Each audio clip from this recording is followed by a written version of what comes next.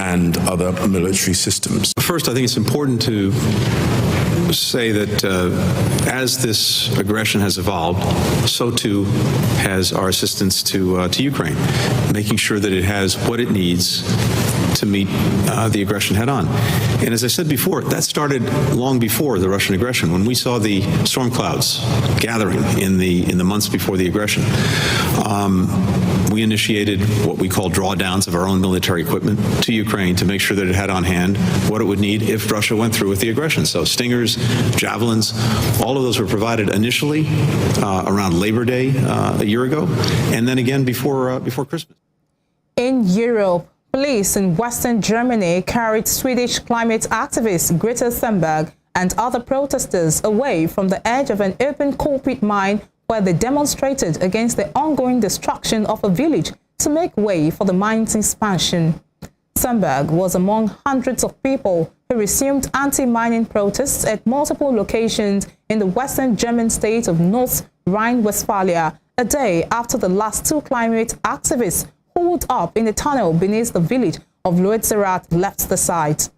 The German government reached a deal with energy company RWE last year, allowing it to destroy the village in return for ending coal use by 2030 rather than 2038.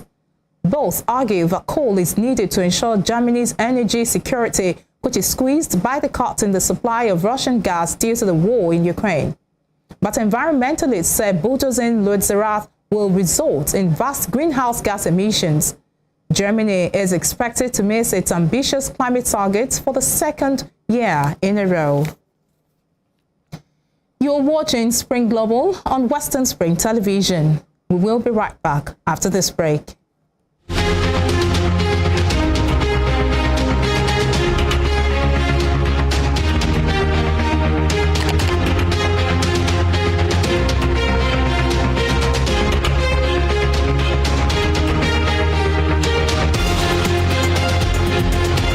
Sports is a culture on its own. It has its own language, its own people with their own way of life.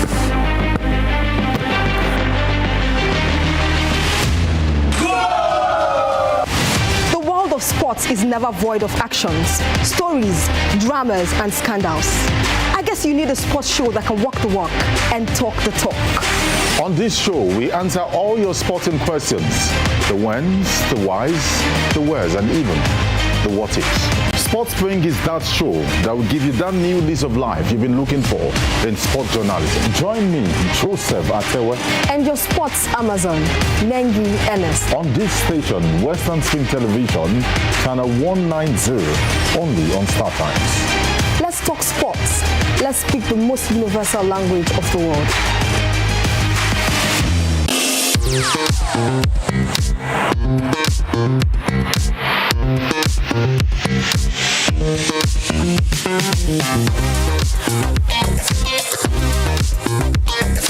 Turn it up! It's the Wild Wild West, and Western Spring Television is pulling out all the stops to make sure that you don't miss out on every of the fun and happenings around you. Yup, we've got you covered because your girl got all the juiciest tidbits and entertainment news from around the world.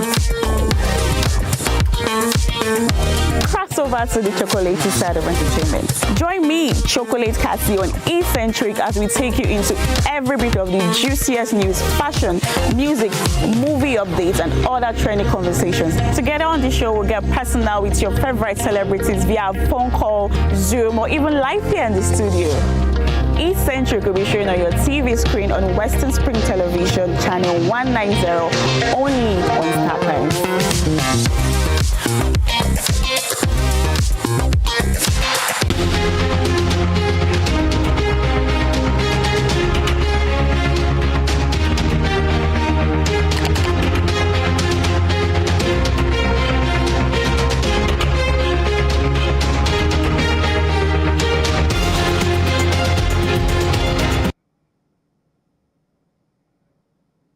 You're welcome back. Australia has announced it will ditch its fleet of European-designed Taipan military helicopters a decade earlier than scheduled. Defense Minister Richard Marles made this known, stating that the equipment will be replaced with 40 Black Hawk choppers from the United States at an estimated cost of 2.8 billion Australian dollars.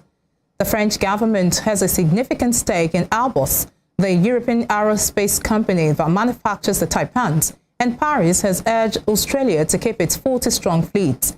However, Mr. Miles said he had spoken with his French counterpart several times and was confident the U.S. helicopter deal won't interrupt the renewed relationship with France.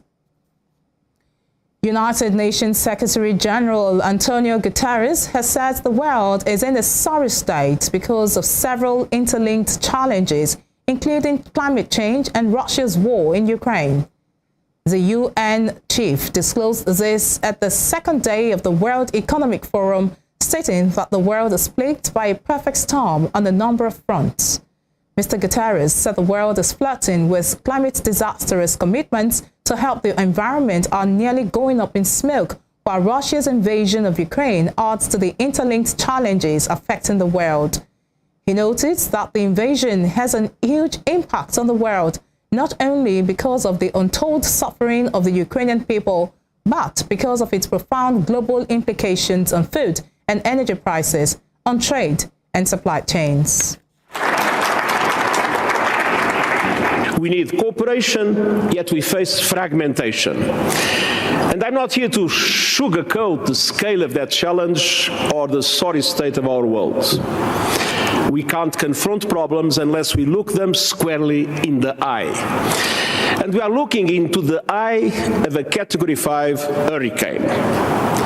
Our world is plagued by a perfect storm on a number of fronts. Start with the short term, a global economic crisis. The outlook, as we all know, is bleak. Many parts of the world face recession. A Philippine court has acquitted journalist Maria Ressa and news outlet Rappler of tax evasion in a move hailed as a win for press freedom. Ms. Ressa, who, if convicted, could have been jailed up to 34 years, hailed the judgment. The Nobel laureate's legal victory marks the end of a case that began in 2018. Ms. Ressa, who founded Rappler, has been the target of legal action launched by the Philippine government. Under former leader Rodrigo Duterte, the Philippine government had accused Ms. Ressa and Rappler of evading tax payments when it raised capital through its partnership with foreign investors. Ms. Ressa and Rappler denied the charges and said the transactions involved legitimate financial mechanisms that do not generate taxable income. South Korea's spy agency has raided the country's main labor group, stating that the operation was part of an investigation into whether some members had links to North Korea. The National Intelligence Service and police raided the office of the Korean Confederation of Trade Unions, KCTU, in central Seoul on Wednesday. The spy agency said some of its members were suspected of having ties with North Korea, adding that the offices of the KCTU-affiliated Korean Health and Medical Workers Union in the southwest of the city were also raided. South Korea remains officially at war with North Korea, and under a controversial and archaic National Security Act, possession of publications or other materials produced in the North can be a criminal offense. Macau gambling kingpin Alvin Chow has been sentenced to 18 years in jail for more than 100 charges, including organized crime and illegal gaming. The 48-year-old, who was the chairman and founder of Sun City Group, was found guilty in a case that centered on illegal bets exceeding $105 billion. Chow, a high-profile and colorful figure in the local casino industry, has denied the charges. Macau, a former Portuguese colony, is the only Chinese city where casino gambling is legal. It was Macau's biggest operator of junkets or organized trips for wealthy gamblers to casinos. Prosecutors had accused Chow of creating and leading a criminal syndicate that had facilitated undeclared bets. The world's oldest person, Lucille Randon, has died aged 118. Miss Randon, who assumes the name Sister Andre as a French nun in 1944, died in her sleep at her nursing home in France. Born in 1904 in southern France, she lived through 2 world wars and saw 27 French heads of state dedicated much of her life to Catholicism. A spokesman from her nursing home, David Tavella, shared news of her death with reporters yesterday. She had been Europe's eldest for some time, but she enters the Guinness Book of Records last April as the world's oldest person following the death of Ken Tanaka, a Japanese woman who lived until she was 119 years old. In sports, British #1 Emma Raducanu is out of the Australian Open after losing in straight sets to Coco Gauff in a gripping second-round match. Raducanu, ranked 77th in the world, acquitted herself very well against the American 7th seed, but a lack of matches fitness told in a 6-3, 7-6, 7-4 defeat. The 20-year-old had battled an ankle injury before the Melbourne Major. Meanwhile, Cameron Norrie, Britain's leading men's player, reached the third round after a late-night win over Constance Lestienne.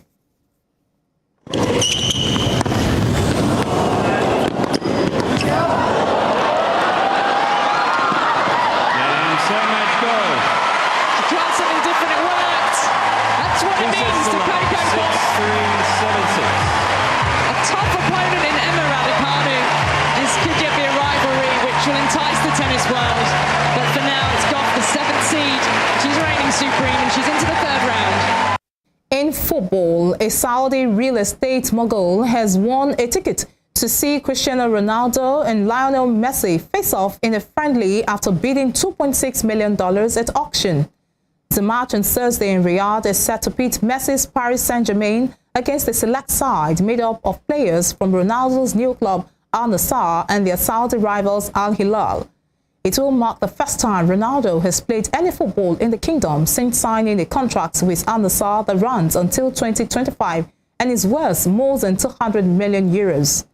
To promote tomorrow's friendly, the head of Saudi Arabia's General Entertainment Authority, Turki Al Sheikh, announced a charity auction for a special ticket that will come with perks like photo opportunities with players and access to the locker rooms. Al Sheikh then announced on Twitter the winning bid of 10 million riyals had come from Mosharif Al Ghamdi. The proceeds from the auction are due to go to the national charity campaign known as Ehsan. Before we end Spring Global, here is a recap of our top stories.